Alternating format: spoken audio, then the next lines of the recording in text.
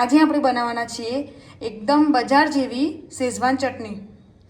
મેં અહીંયા સૂકા લાલ મરચાં 20 નંગ જેવા લઈ લીધેલા છે। એક આદુનો ટુકડો, એક મીડિયમ સાઇઝની ડુંગળી, 20 થી 25 લસણની કળી લઈ લીધી છે। હવે આપણે લાલ મરચાંને ગરમ પાણીમાં એડ કરી દઈશું। ગરમ પાણીમાં મરચાંને એડ કરી દેવાના છે। હવે આપણે ગરમ પાણીમાં મરચાંને 10 મિનિટ સુધી ઢાંકણ ઢાંકીને રાખી લઈશું। હવે આપણે મરચાંને લઈ લઈશું। આ મરચાંને આપણે એક મિક્સર જારમાં લઈ લઈશું। હવે આપણે મરચાં લઈ લીધા છે, એમાં પાણી એડ કરવાનું નથી, એને આપણે એમનેમ પીસી લઈશું। આ રીતે આપણે તેને પીસી લેવાનું છે। આપણે ગરમ પાણીમાં મરચાં પલાળેલા હોવાથી તેમાં પાણીનો ભાગ થોડો હતો, તમે જોઈ શકો છો। હવે આપણે આદુ, ડુંગળી અને લસણને ચોપરમાં ચોપ કરી દઈશું। આપણે આદુ, લસણ અને ડુંગળીને ચોપ કરી લીધી છે। હવે આપણે એક પેનમાં તેલ લઈ લઈશું।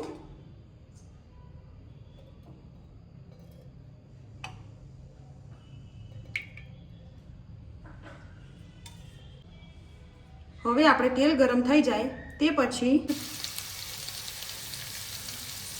હવે આપણે આમાં જે ચોપ કરેલું હતું એ એડ કરી દઈશું।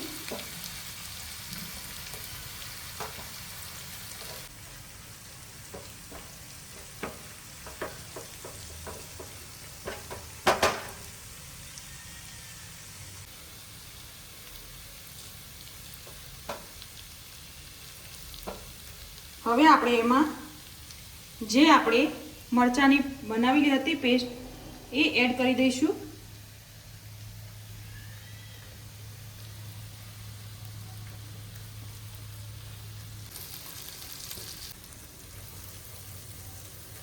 હવે એમાં આપણે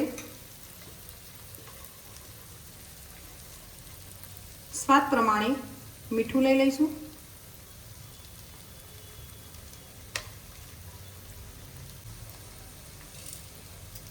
એક ચમચી જેટલી ખાંડ લઈ લઈશું। ખાંડ આપણે વધારે એડ નથી કરવાની। હવે એને આપણે મિક્સ કરી લઈશું।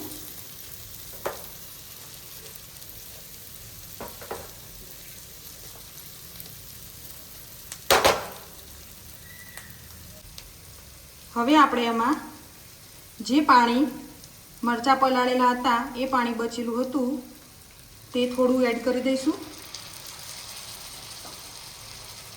મેં અહીંયા એક અડધી વાટકી જેટલું એડ કરી દીધું છે।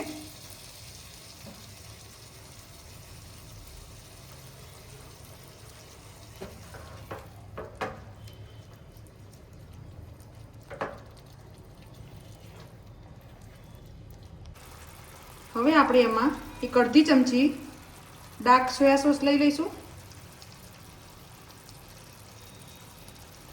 એક ચમચી જેટલું વિનેગર લઈ લઈશું।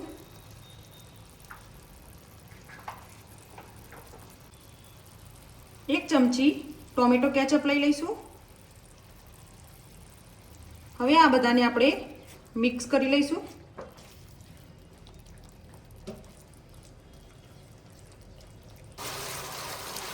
હવે આપણે શેઝવાન ચટણીને તેલ ઉપર આવી જાય એ રીતે ચડવા દઈશું।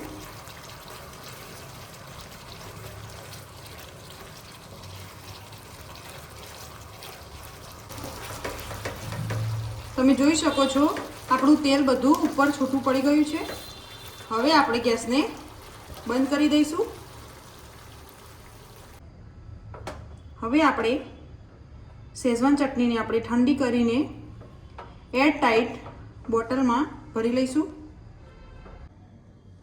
આપણી શેઝવાન ચટણી ઠંડી થઈ ગઈ છે. હવે આપણે એને એક કાચની બોટલમાં ભરી લઈશું.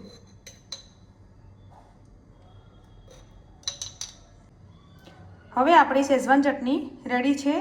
તમે જોઈ શકો છો એકદમ બજાર જેવી જ આપણી શેઝવાન ચટણી રેડી છે.